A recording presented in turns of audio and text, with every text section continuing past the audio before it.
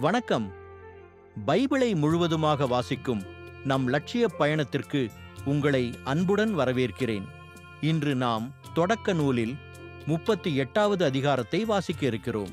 இதுவரை நாம் மொத்த நூல்களில் 3.11% நூல்களை வாசித்து முடித்துவிட்டோம். இன்னும் சில நூல்களை முடித்தால் நம் பயணம் வெற்றிகரமாகும்.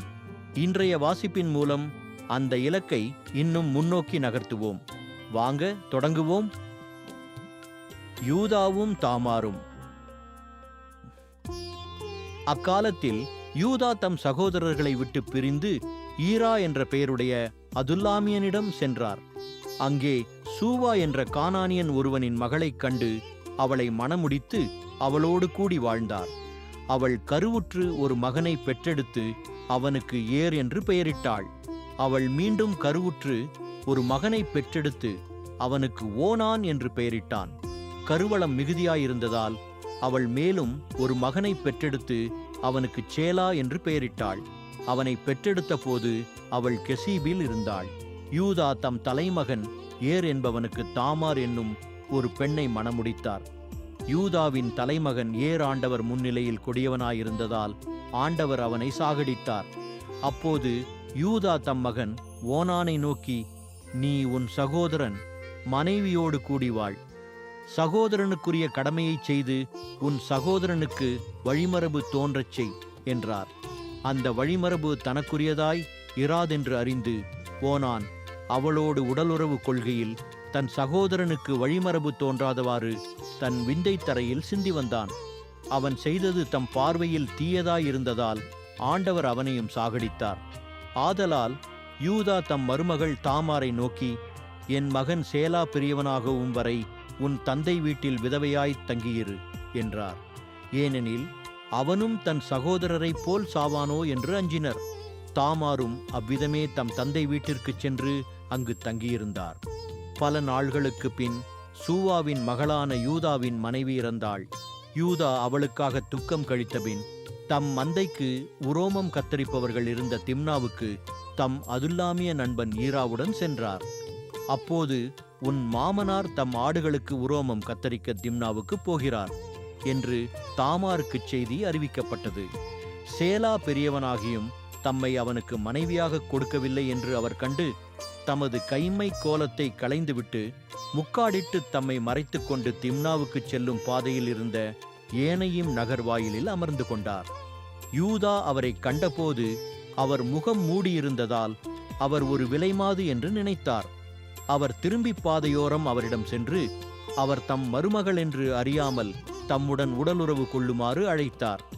அதற்கு அவர், என்னோடு உடலுறவு கொள்வதற்கு என்ன தருவீர் என்று கேட்டார். அவர், என் மந்தையிலிருந்து உனக்கு ஒரு வெள்ளாட்டுக்கிடாய் அனுப்புகிறேன் என்றார். அதற்கு அவர், நீர் அதை அனுப்பு மட்டும் எனக்கு ஓர் அடைமானம் தருவீரா என்று கேட்டார்.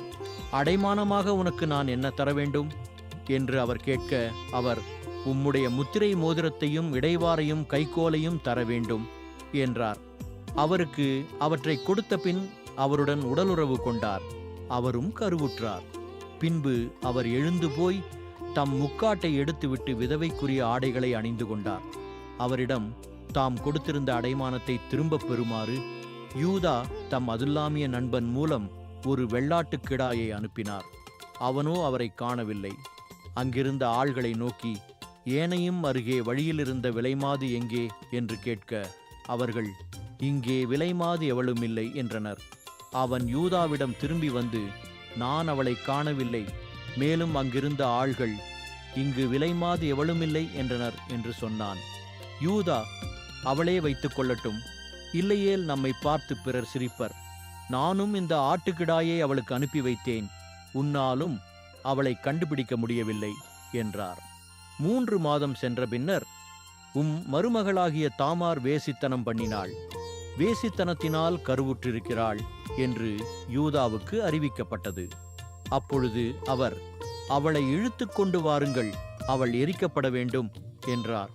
அவ்வாறே அவரை இழுத்து கொண்டு வருகையில் அவர் தம் மானமாருக்கு, இந்த பொருள்கள் எவனுடையவையோ அவனாலேயே நான் கருவுற்றிருக்கிறேன், இந்த முத்திரை மோதிரமும் இடைவாரும் கைக்கோலும் யாருடையவை என்று பாரும் என்று சொல்லி அனுப்பினர்.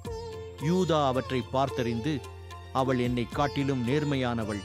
அவளை நான் என் மகன் சேலாவுக்கு மணமுடிக்காமல் போனேனே என்றார். ஆயினும் அதற்கு பின் அவர் அவரோடு உடலுறவு கொள்ளவில்லை.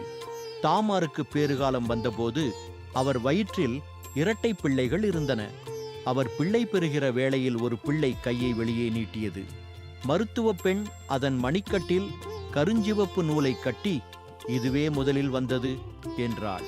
ஆனால் அது தன் கையை திரும்ப உள்ளே இழுத்து கொண்டபின் மற்ற பிள்ளை வெளிப்பட்டது.